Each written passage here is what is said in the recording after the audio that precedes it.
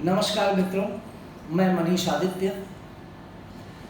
ज्योतिष के इस कार्यक्रम में आज आप लोगों को बुध ग्रह के परिवर्तन के बारे में बताने जा रहा हूँ। दोस्तों, जैसा मैं अपने पिछले वीडियो में भी बताता आया हूँ कि सितंबर का माह ग्रहों के परिवर्तन का माह है। ये पहला पूरे वर्ष में या कई सालों में कभी कभी ऐसा होता है जब एक ही महीने में सारे ग्रह परिवर्तित हो रहे हैं।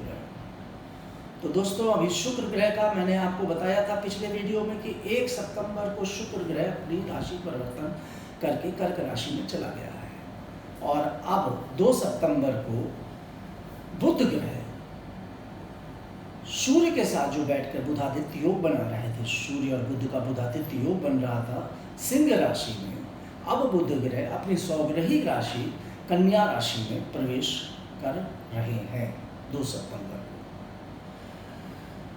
सूर्य ग्रह को छोड़कर बुध जब कन्या राशि में प्रवेश करेंगे तो कन्या राशि चूंकि बुध की अपनी स्वग्रही राशि है, तो मानी बात है कि ये व्यापार के लिए बहुत बड़ा सुनहरा अवसर लेकर आएगा। पिछले कई महीनों से व्यापार और व्यापारिक प्रतिष्ठान बिल्कुल बंद चल रहे थे और खुलने के बाद भी इस महामारी के भय से व्यापार बहुत शिथिल पड़ा हुआ था। कोई आमदनी नहीं हो रही थी लोगों की। आज भी बहुत ऐसे लोग हैं जो अभी घर पे बैठे हुए हैं, उनकी कोई आमदनी का रास्ता तय नहीं हो पाया है। अभी भी वो इस इंतज़ार में बैठे हैं कि उनका काम कब प्रारंभ होगा, कब सरकार की गाइडलाइन आएगी और उनके काम को गति मिलेगी। तो मित्रों,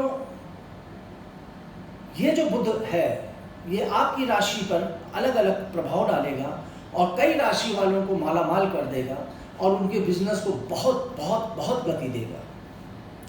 और कुछ ऐसे लोग होंगे जिनके बिजनेस को ये बिल्कुल कंगाली के कगार पर ले आएगा। जैसा कि आप देख रहे होंगे इस समय बहुत बड़ी कंपनियां बिक रही हैं। कभी कल्पना नहीं की होगी आपने कि इतनी बड़ी कंपनियां बिक जाएंगी, क्योंकि इस बुध ग्रह के परिवर्तन से, इस बुध ग्रह की वजह से बहुत लोगों का व्यापार प्रभावित हुआ और वो कंगाल हो गई। बड़ी कंपनियां कंगाल हो गई, आज बेच रहे हैं।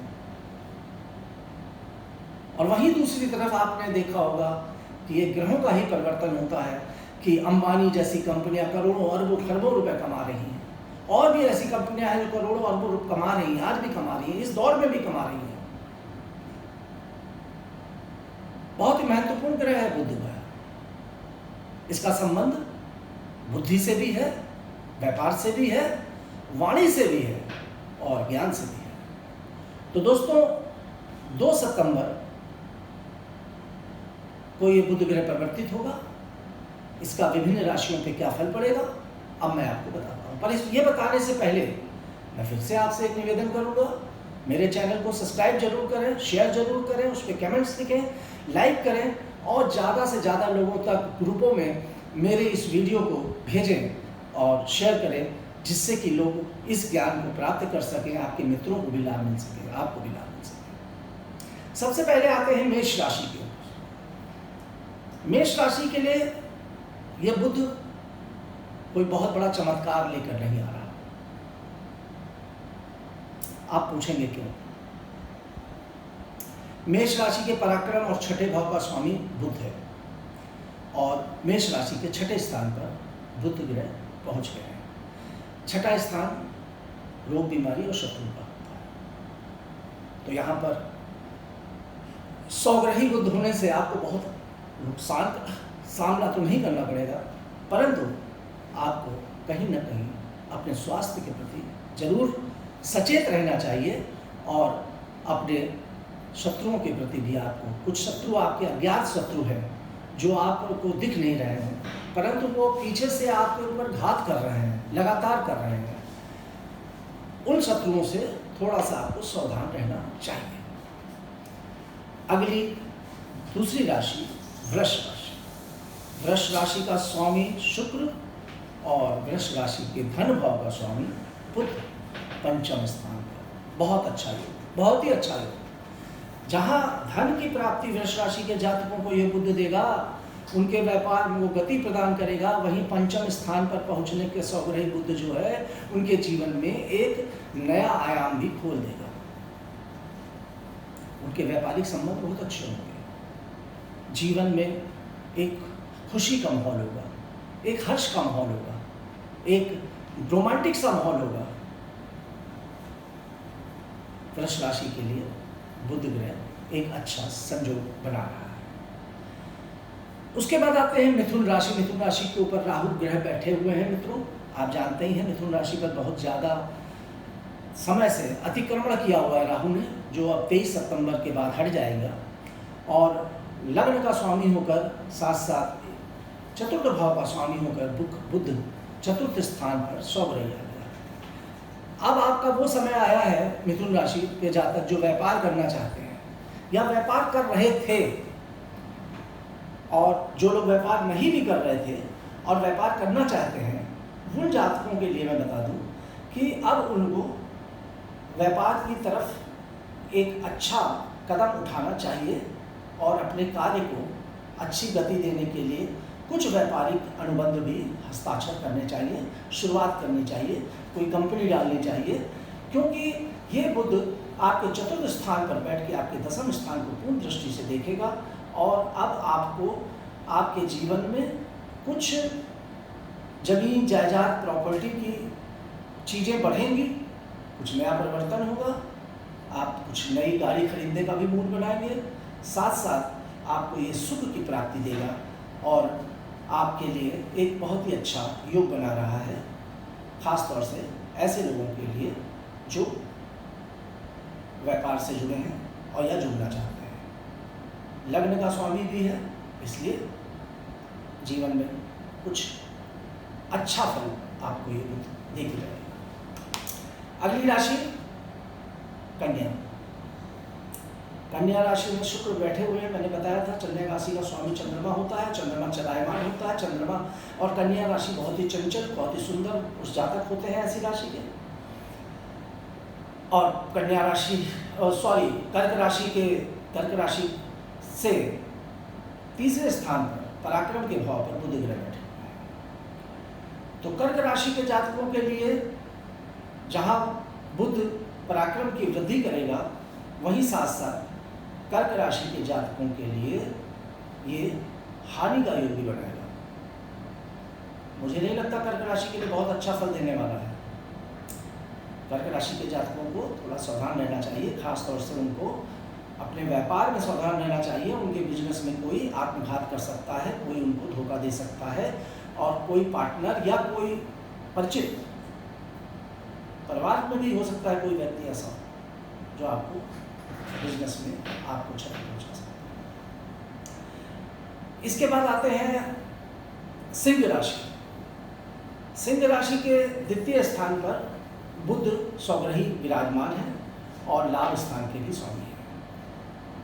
अति सुंदर। अभी मैंने शुक्र के में भी आपको बताया था कि एक ऐसा योग, अगर किसी व्यक्ति के लाभ भाव का स्वामी धन के स्थान पर हो या धन भाव का स्वामी लाभ स्थान पर हो, तो उस व्यक्ति को बहुत ही अति सुंदर योग बनता है। विशेष रूप से धन और लाभ का, पदोन्नति का, एक तरक्की का, जो सोचा ना होगा उन्होंने कि इतना व्यापार धन संपत्ति कहाँ से आ सकती है, वो मिलती है। तो सिंह राशि के लाभ स्थान का स्वामी होकर बुध धन के स्थान पर स्वग्रही बैठ गया। मित्रों, जो सिंह राशि के जातक हों और मेरी बात को सुन रहे हों, क्योंकि सूर्य उनके स्वग्रही बैठा हुआ है लग्न में, अब आपके सफलता के दरवाजे खुलने जा रहे हैं। आपके नाम से कोई बहुत बड़ी कंपनी बनने जा रही है, आपके नाम बहुत बड़ा कोई धन का फायदा होने जा रहा है, कोई बहुत बड़ा कॉन्ट्रैक्ट आपको मिलने जा रहा है। ये बुध आपको बहुत अच्छा व्यापार में स्थापित करेगा। कन्या राशि। कन्या राशि के तो बुध स्वग्रही बैठा ही हुआ है, उसके क्या कहने, दसम भाव का स्वामी भी है, कर्म से मजबूत करेगा।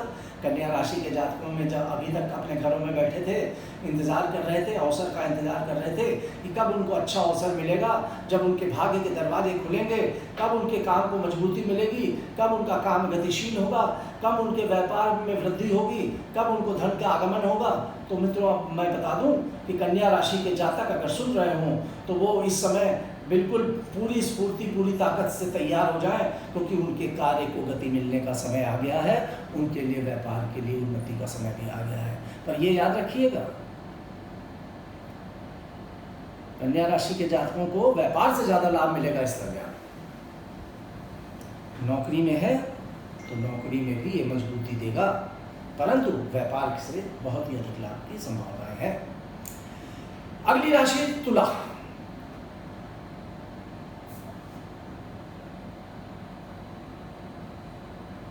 तुला राशि, स्वामी शुक्र हानि भाव का स्वामी एवं भाग्य भाव का स्वामी होकर तुला राशि के हानि के स्थान पर बुध ग्रह विराजमान है। भाग्येश हानि भाव, भाग्येश विदेश भाव। दो बातें हैं, जहां एक तरफ तुला राशि के जातकों को यह बुध कुछ नुकसान पहुंचाएगा, परंतु अगर तुला राशि का जातक विदेश से कोई काम करना चाह रहा हो, कुछ फॉरेन से रिलेटेड वर्क करना चाह रहा हो, कोई ऐसा काम करना चाह रहा हो जिसकी पृष्ठभूमि विदेश में रखी है, भले वो इंडिया में हो मगर उसका काम जो है विदेश तक जाता हो, तो ये अवसर उनके लिए सबसे बड़ा अवसर होगा। मित्रों, ये मैं लिख के दावे से कह सकता हूँ, क्योंकि भाग्य भाव का स्वामी है और भाग्य भाव का स्वामी होकर वो हानि भाव पर बैठा है, और जब भाग्येश और हानि भाव का संबंध होता है तो विदेश से बहुत अच्छा लाभ मिलता है। तो तुला राशि के जातकों के लिए और जो जिनका विदेश से नहीं है तो उनके लिए थोड़ा मैं कहूँगा ये सावधान रहने का समय है। खास तौर से आप अपने व्यापार में थोड़ा ध्यान रखें, चोरी चपारी ना कर ले, कोई नुकसान ना पहुंचा दे, कोई क्षति ना पहुंचा दे। आप बड़े विश्वास के साथ किसी को माल सप्लाई कर दें और पता चला उसका पेमेंट लटक जाए, तो इन सब चीज़ों का गौर करिएगा। वृश्चिक राशि, स्वामी मंगल लाभ भाव का स्वामी है। लाभ स्थान पर वृश्चिक राशि के लाभ के भाव पर स्वग्रही बुध विराजमान हो रहे हैं और अष्टम स्थान के भी स्वामी होकर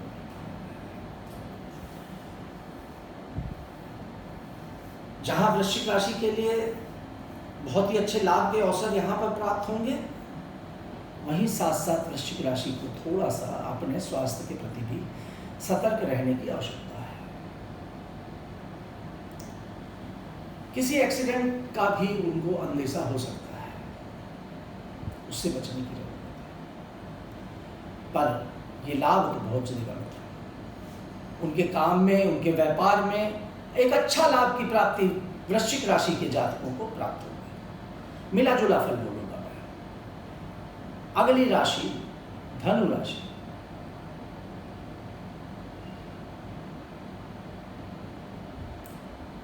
सप्तम भाव का स्वामी होकर दसम स्थान पर विराजमान हो जाना, पति के साथ पार्टनरशिप, किसी काम का, किसी व्यापार की, कोई ऐसा व्यापार अगर पति है तो पत्नी के साथ या पत्नी के नाम से पत्नी के साथ मिलकर या पार्टनरशिप में कोई भी ऐसा काम आप शुरू करेंगे तो बहुत ही अच्छा लाभ आपको मिलेगा।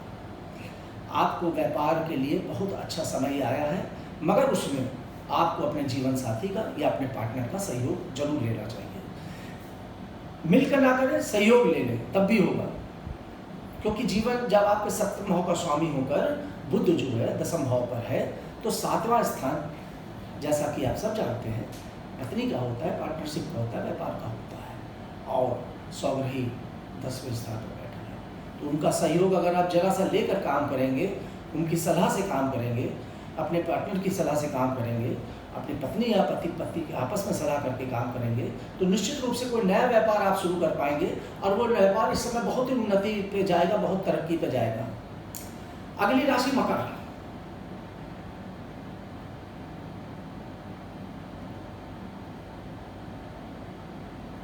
मकर राशि के लिए भाग्य की वृद्धि लाएगा, उनके भाग्य को ये बुध बहुत वृद्धि देगा, उनके काम में बहुत ही लाभ देगा।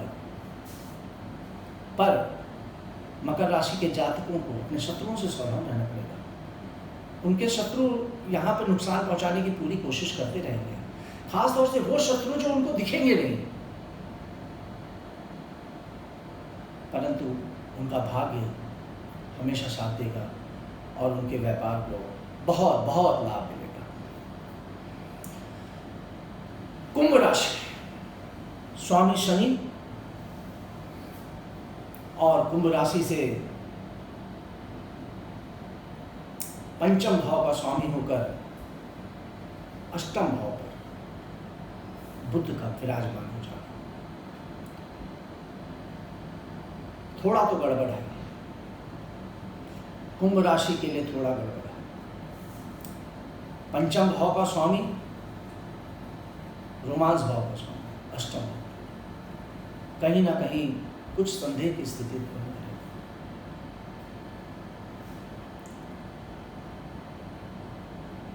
कुछ अनायास आपको भय पैदा होगा, कुछ मन में एक डर रहेगा, खासतौर से आपके जो लवमेट है, जिनके जीवन में प्रेम प्रसंग चल रहा है,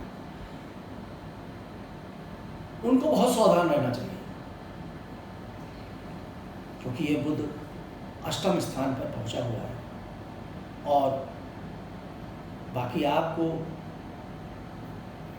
बुध ग्रह के कारण कुछ ऐसी संपत्ति प्राप्त हो सकती है जो गूढ़ संपत्ति हो, गुप्त संपत्ति हो, पर ये आप मान के चलें कि आपके रोमांस में कहीं ना कहीं ब्रेकअप होने की भी संभावनाएं हैं। किसी संदिग्ध व्यक्ति की वजह से आपको थोड़ा सा नुकसान हो सकता है, सतर्क रहें।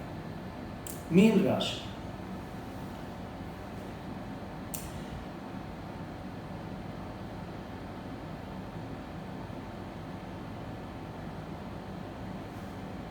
चौथे स्थान का स्वामी